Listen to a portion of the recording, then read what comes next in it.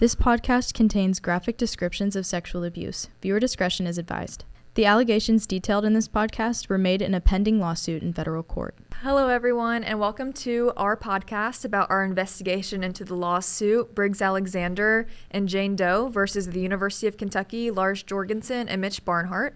My name is Alexis Baker, and I am a copy editor and reporter for KRNL magazine. My name is Carlee Hogsten, and I'm the lifestyle editor for KRNL Lifestyle and Fashion magazine.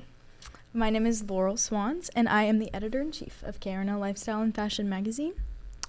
And so this has kind of just been an effort from all three of us and our other writer, Reagan, who is all the way in Italy. So I guess let's just start from the beginning.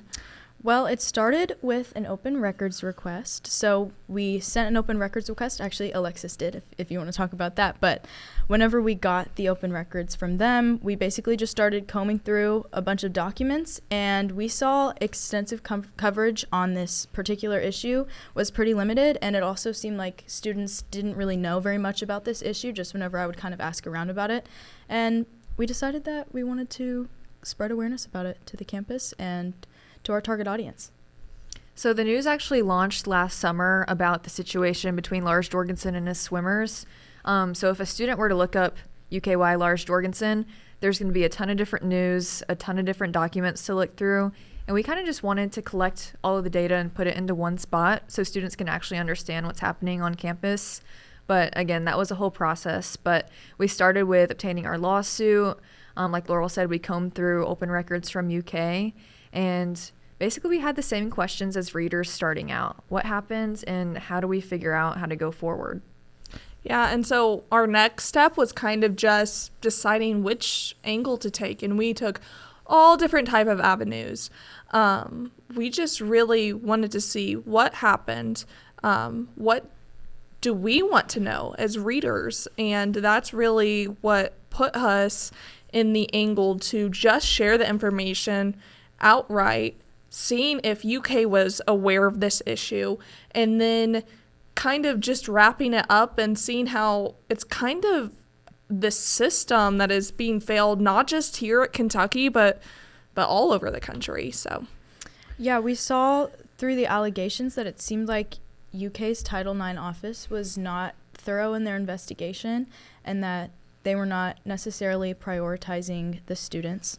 So we just wanted to kind of spread awareness to that to other students on UK's campus because we thought that that was really important, and we think it's important that institutions do what they say that they're going to do and that their offices do the jobs that they claim to do. It is pretty outside of what KRNL typically does, but I think that just goes to show how important we all thought that it was whenever we were selecting our budget this semester. Does anyone kind of want to explain what we knew when we started the story and kind of what we know now? Mm-hmm. Yeah, I remember Ryan coming to me in August and said, I think we should do something about this. And I was like, what is he even talking about? And because I didn't know. Mm-hmm. And I had to kind of go out there and look, and coverage was limited. And I had to really inform myself. There wasn't any social media outlets or anything that I usually interact with reporting on this issue. And so I think at first, I really didn't know what we were getting into at all. I didn't know that this was such a big thing and big investigation that we would end up going into whenever I said yes to this project. I feel like every single day we learned more and more how big of a thing that it was and how deep it really ran. Mm-hmm. Like I was still learning that a few days ago in our reporting. It's just gotten deeper and deeper with every turn, honestly. So yeah, I completely agree. I also did not really know much about the case before we started or really what we were getting into, but as scary as it was at times, I think it was worth it. So, and the Colonel, when they initially reported on it, I believe it was in the summer, so readership is typically a little bit lower in the summer. So when we got back to campus and Ryan was like, we need to do a story on this, I asked around too, and everyone was like, oh, is that like that swim guy? That's basically the response from everyone. They knew he was a swim coach who did something bad and doesn't work for UK anymore.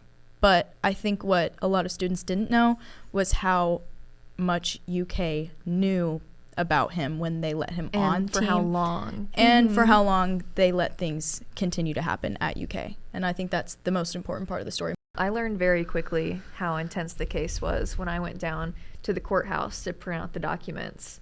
And the price just kept going up and up per page. And I was like, oh, crap, I'm in this now. This is real. We've read through all of these case files, we've seen all these names, and we kind of compiled, and we can put a little picture of this in the video for you guys to see, but we kind of compiled this source list, well, really Alexis did, and we listed out all of the names of people that were involved in all of these different documents, interview transcripts of the investigations that some Title IX officers had done.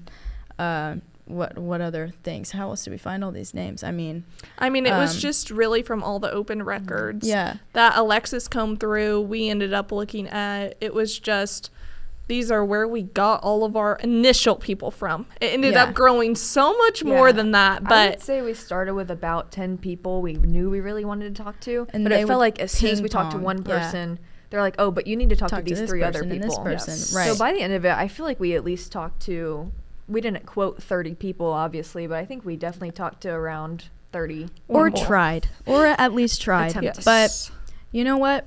A lot of people did not answer us, which makes sense because it is a very sensitive issue, and it doesn't surprise me that people didn't want to speak on it, especially people that are still employed by UK. Most of them that we reached out to just referred us to UKPR. So we heard from Christy Willett. Is that her name? Christy Willett? Yeah, she was the one who ended up responding to a lot of our questions for people from UK. But, I would say one of our most successful sources actually turned out to be somebody who was not even involved in the story initially. We just had the idea that we needed to speak with an advocate because unfortunately, we were not able to speak to Briggs Alexander, the named alleged victim in the lawsuit. So we wanted to have kind of a voice for the alleged victims when we couldn't hear their voice directly. And we talked to Hadley Duvall. If you'll recall the Andy Bashir ad from a couple years back where a young girl spoke about being raped by her stepfather, and it was for abortion laws, but her name is Hadley Duvall, and she became a lifelong advocate for victims of sexual violence. So we ended up having a Zoom call with her. Carlee and I kind of oversaw the interview processes for a lot of these sources. And we ended up talking to her about her experiences with Title IX in different cases beyond just this, because she didn't have a lot of background of this particular case whenever she hopped on the Zoom call with us, but she did have a lot of background in this kind of cases. So Carlee, do you want to speak on that? Yeah, and I think it's kind of interesting that somebody that is a Kentucky sexual assault advocate didn't even really know about this case, which is kind of interesting, shows how this has been accessible to people in Kentucky. And I think she was a great person to reach out to. She gave us amazing information, amazing quotes, but also made us just understand how this process works. It was just very interesting to get her side of things. And I think just overall her quotes and being able to talk to her really elevated this story. And she was recently named USA Today's Woman of the Year, or at least one of the candidates for it. So, and that was after we had interviewed her. Yes. So that was really interesting to see. I know she's had so much media publicity, and she was Glamour Woman of the Year last year. Kamala Harris's campaign as well. Yeah, she's just a power woman. Yes, so she is. I'm just happy to make a relationship with her and being able to get her insight on this case. And specifically what she had to say about Title IX. For those watching who aren't really familiar with Title IX, would one of you be able to kind of explain what that is at UK and what it does for them? So for context, Title IX kind of falls under the IEEO office, which is the Institutional Equity and Equal Opportunity Office here at UK. And the website for UK's Title IX kind of explains it as a program to protect members of the university, whether that's students, employees, it doesn't matter what sex or gender. It really includes and protects people under sexual harassment and any type of sexual misconduct. And so this is why Alexander and the two Jane Does went to Title IX and kind of, because they thought this was the best opportunity for students and employees. This is who they should go to. Basically the police for athletes and equal opportunity in athletics. I think that is really the messaging at large universities to students, especially student athletes, that Title IX is like their police, and that's who you go to whenever you have issues like this. And you're supposed to trust them, and you're supposed to trust that they're going to protect you, they're going to see your investigation through, they're going to make sure that you get justice if it turns out that these things like really happen to you, and they're going to cover all the bases is what they want us to think. But yeah, I think unfortunately from our investigation we just kind of found that didn't really happen in this case. And I mean, the first time that the Institutional Equity Office even opened up an investigation into this, it was 5 days and then closed after one interview with Jorgenson where he basically said, I didn't do that, and they believed him and closed it. But also on that note, we did try and contact Meredith Reeves, who was one of the primary investigators on the case early on, and her email was unreachable despite being listed on the Title IX website still as the person that you contact whenever something is wrong, whenever you need to make a report. So Carlee, you were the one who kind of found that. Yeah, I thought that was very interesting. If you search up report sexual assault UK, the first thing that pops up is a website, and in the second paragraph it says contact Meredith Reeves. I tried to contact Meredith Reeves multiple times and it was non-deliverable. It's just kind of interesting to see all these different ways they're handling Title IX in general, not even just with this case. This case in particular, but kind of the lack of attention towards it, it seems like. Laurel, you mentioned some of the allegations that UK received, but said they weren't aware of. Do you kind of want to start in the beginning, like with that email from a former swim coach at, I think it was Mark Howard? Yeah, so Jorgenson was hired at UK before the 2012-2013 season as an associate coach under Gary Connolly, the head coach at the time.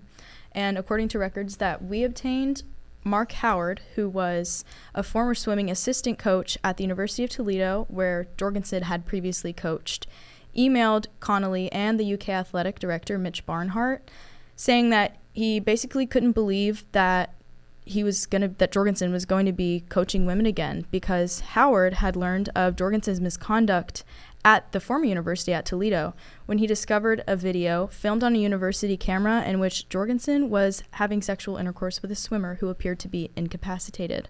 And he reported this to the University of Toledo, where there were also no consequences, interestingly enough. I mean, I'm going to go on a little sidebar here. I think the fact that he was able to kind of go through so many schools doing the same thing proves that Title IX not working is a systemic issue across many different universities, not just the University of Kentucky. But all that to say, the University of Kentucky was certainly aware of some allegations against this man when they still chose to hire him. It was within the week of them hiring Jorgenson that they heard from Howard, who wrote to Barnhart a couple of days after the initial email, "If I sit idly by with first-hand knowledge, then I am a man of no character. I just wanted you to know who would be at the helm of your swimming and diving program."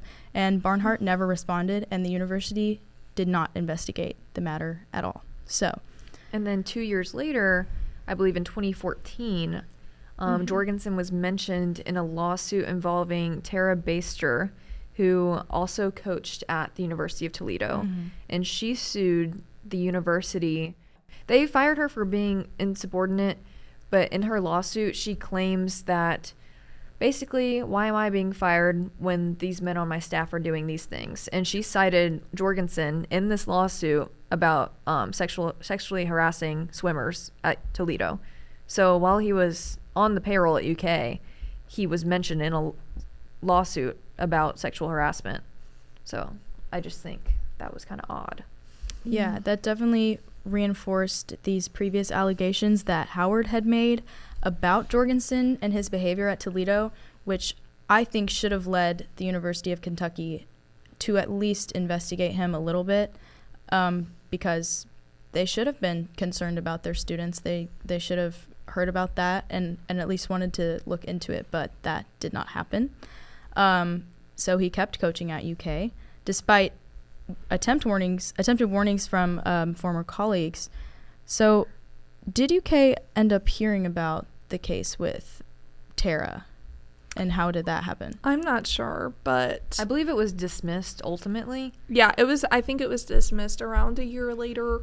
I don't think anything came of that really, but it's just, I think, showing that there were multiple statements from multiple people that something was going on with him before he was even hired at UK. Yeah, and he was named in this public lawsuit as well. So I think that the University of Kentucky should keep tabs on what the people that they employ are getting roped into. So yeah, he kept coaching at UK. Also, this is interesting.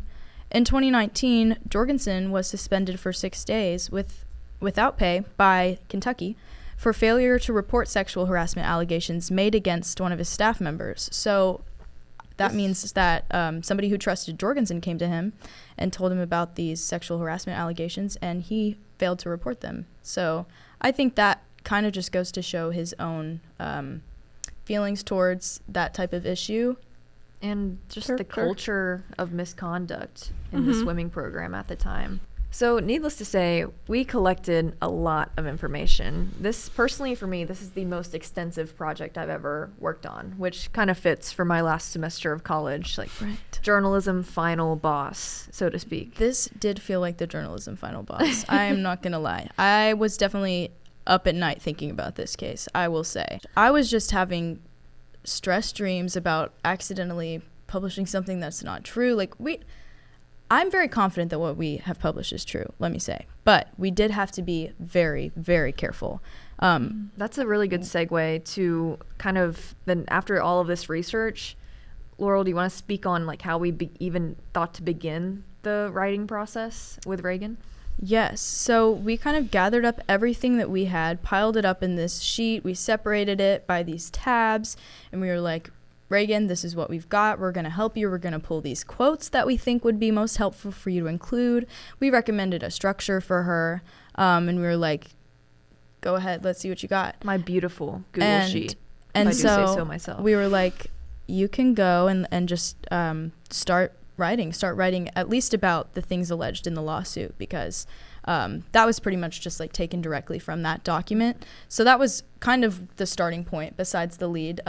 I think that was probably the first or second thing that she wrote, was everything that was in the lawsuit, kind of summarized and condensed the most important parts, and definitely written in a way that I think is pretty engaging.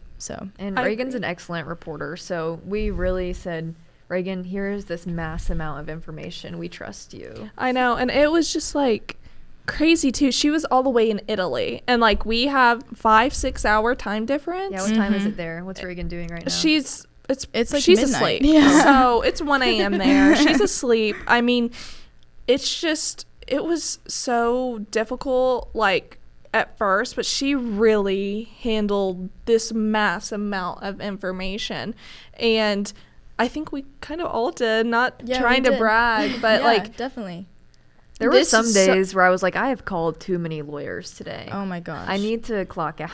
I was like on the way to Columbus with my family, going to my cousin's cheer competition, and I was dialing lawyers in the back seat. Like it was nonstop. Like this is what was running through my brain 24/7 before I went to sleep. Like it literally consumed my life almost for 5 months.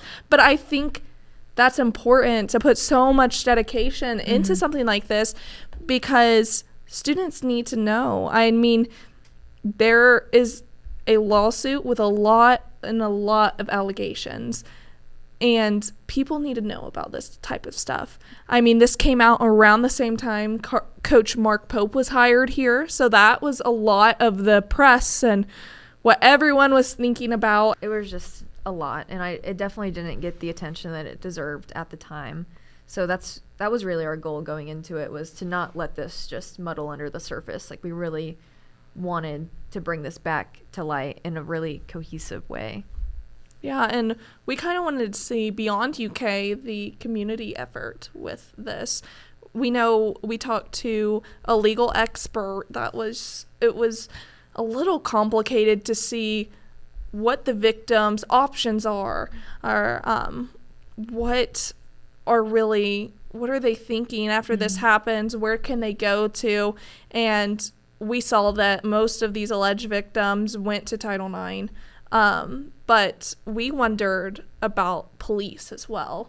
I mean, for a long time. Right. So because it's just very interesting. As of now, at least, there is still absolutely no police investigation into any of the allegations made in the lawsuit. A very public civil lawsuit that definitely the police in the area we knew about. Multi-million dollars. And we just wondered why they hadn't investigated or why they weren't required to.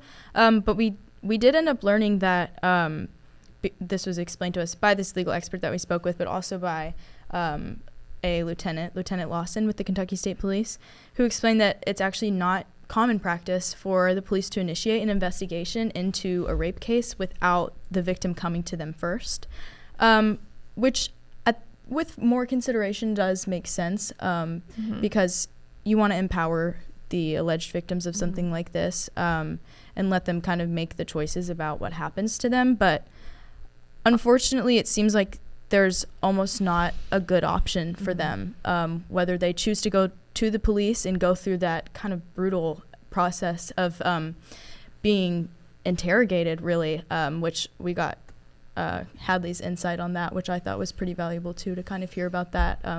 It definitely made me understand better why the victims wouldn't want to go to the police, because it seems maybe to someone who hasn't been through something like that before, doesn't know somebody that has, it seems obvious like that if something this illegal happens that you go to the cops, but that's not always the answer for some people, and making a traumatic experience even more traumatic. Exactly. Some people are just not interested in that. And obviously I 100% support like the victim's autonomy and choosing whether they want to go to the police or not, but we also have to bring up public safety. Like, I wonder if UKPD considered this as a public safety issue, which they then would have to look into for the safety of campus. So I'm just wondering why UKPD decided not to look into it.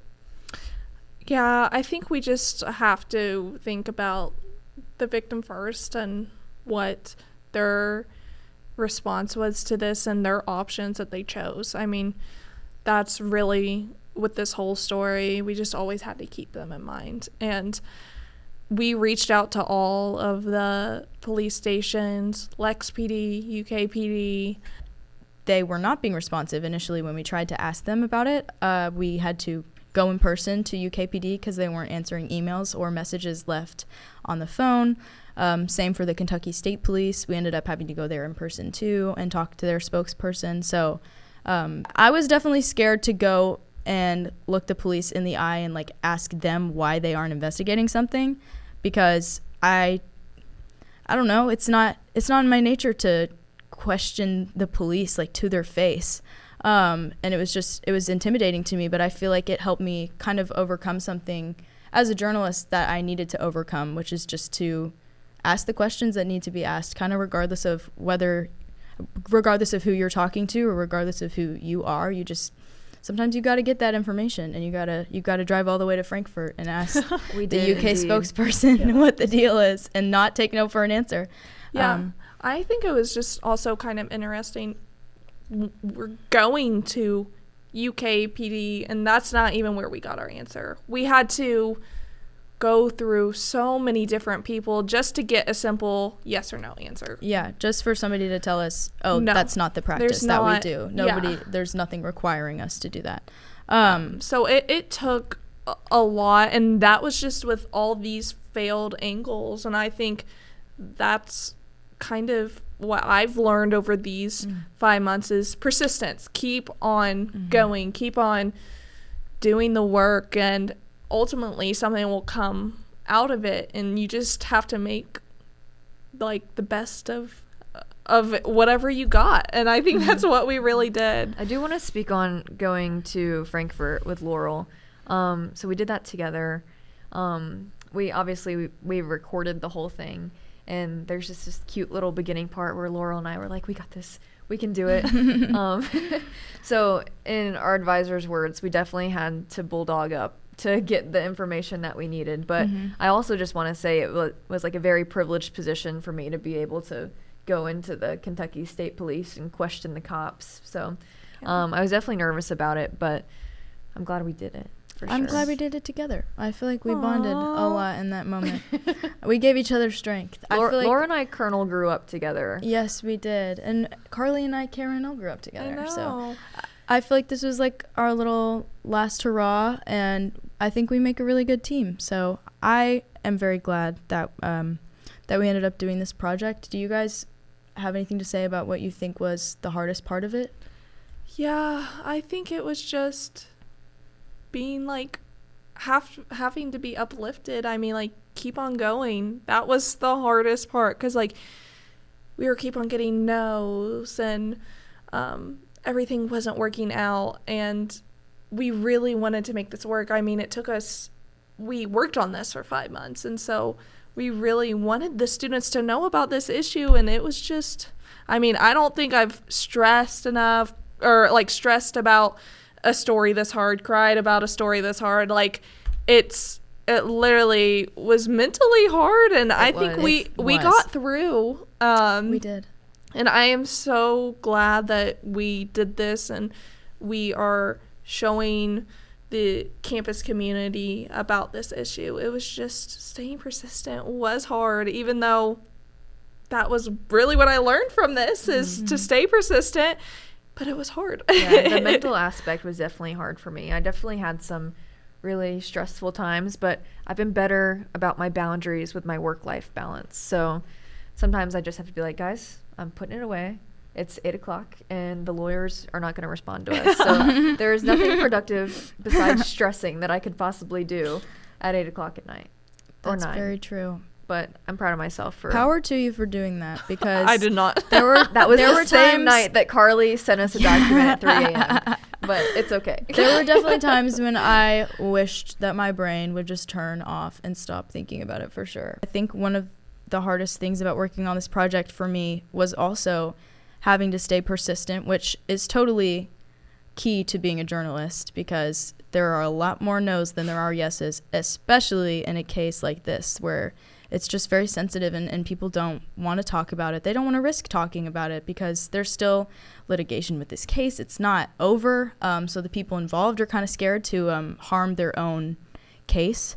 And also people who were previously involved but not involved anymore are like, I'm doing my own thing now. Like, I don't want to speak on this anymore.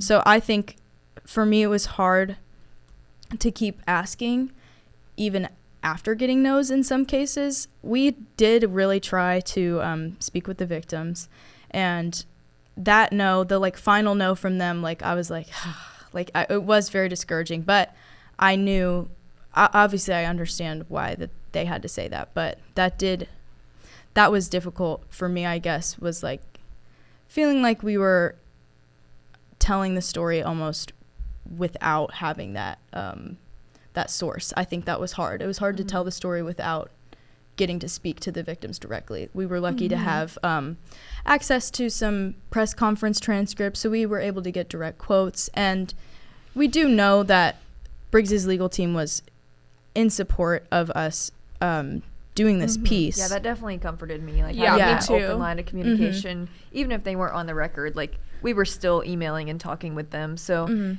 I don't want to say they supported the story, but they thanked us for reporting on this important issue. That's what they said in their email. I felt pretty supported in the work that we were doing.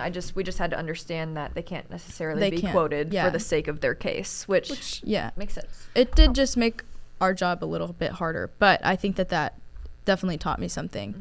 But it was also just uncomfortable to keep being persistent. I was like, they already told me no. Like I don't want to keep asking, but I think it's worth it, and also something that journalists kind of just have to do.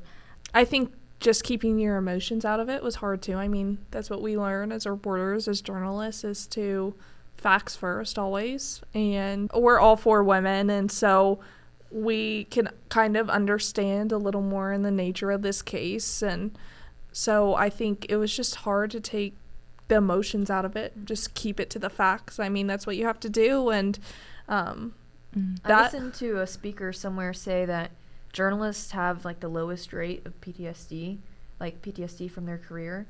And I was talking with another broadcast journalist I know, and we were like, I just don't know if that's true.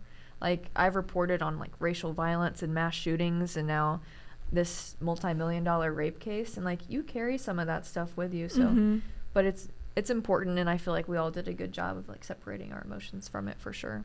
I agree. What do you guys think now that this is kind of done over? We're about to publish this. What is your main takeaway? What are you going to take away from this project? And I know me and Alexis are about to go into our future careers. Oh gosh. Should we plug our resumes right now? That's a good question. We desperately need a job. But I feel like I'm kind of emotional about it. I'm attached to the story. Like, we worked on this every day. Like, I'd wake up to texts from you guys and group FaceTimes. And so I don't know. I guess I've just kind of want to reiterate, like, the importance of persistence. Like, we were maybe about a month ago, we were like, oh, crap. Like, I don't know if this is going to work. Like, it was a struggle to get it going. But once we did, I think it was totally worth the struggle, I would say. But my main takeaway is that, like, journalism, people want to say that it's dying, but I still think we're doing, like, really important stuff. So journalism isn't dying. It just looks a little different now. A lot different, actually, and that's okay. I The know. Convergence. I mean, like, who knew we would be talking about this over a podcast? I know. Of all things. None of us have ever done a podcast before. This is my first Guys, video appearance. How many hours do you think we spent on Oh. Zoom, on Zoom or FaceTime? Oh my gosh, with I each don't, other. or text or combing through texting documents each or other? I don't. Oh, no, that's That's another more, thing. but like Just talking to each other about it, figuring this out, like verbally processing out loud. What's our angle gonna be? Or internally. What does this even mean? What did the words I just read even mean? Like, I feel like I used you guys a lot to kind of bounce off of.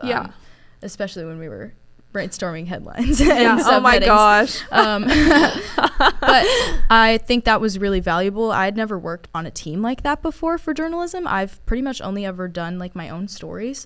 So that was really interesting and valuable to me to kind of learn how to do journalism as a team. And I think it was really beneficial to me just as the person that I am. I really like to verbally process things. I like to talk to people about things to kind of figure out my own thoughts about them. And I think we all helped each other do that a lot. Like, anytime any of us had a question, we could just ask each other, and we were all very helpful to each other and all kind of came to an understanding together.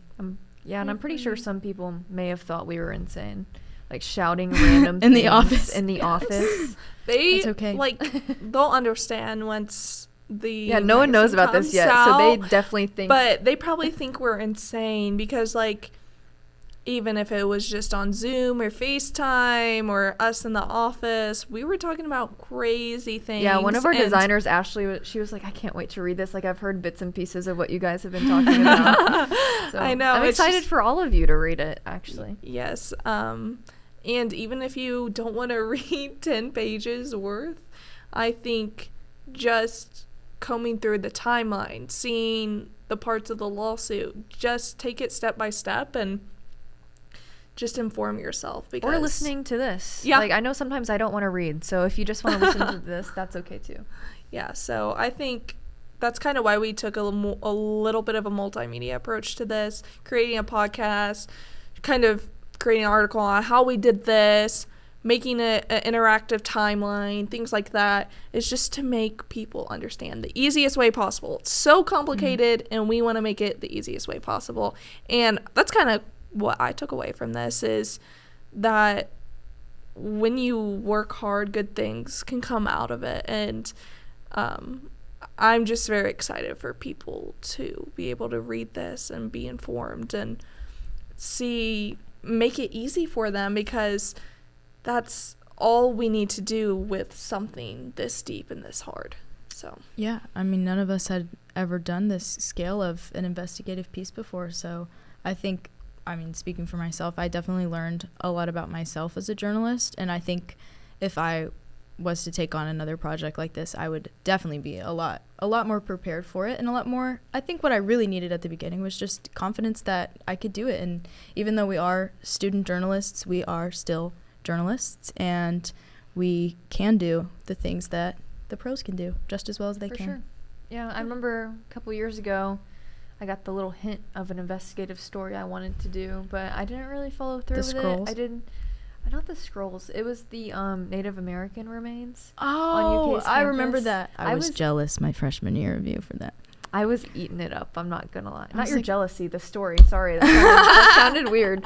But yeah, I was talking to Ryan about it, and he was like, "I feel like you could definitely do it now." And he was like, "I fear you were just a little too young at that point." But We've all Here we grown are. so much, and I think all of our confidence has grown. And like, I've got so close with you guys, and like, you guys are my good friends, and who am I gonna text now? I know. And like, I feel like I've seen us grow all so much and ready for the big girl world. So, and I just want to thank the viewers and the readers for being able to really trust us and like doing a process like this, and being able to take in this much amount of information. And I'm sure we all want to say thank you to Ryan as well. oh my Yes, gosh, I was about to yes. say that. He seriously devoted some time to helping us with this. We could not have done it without him. We would not have known. We would not have known what to do.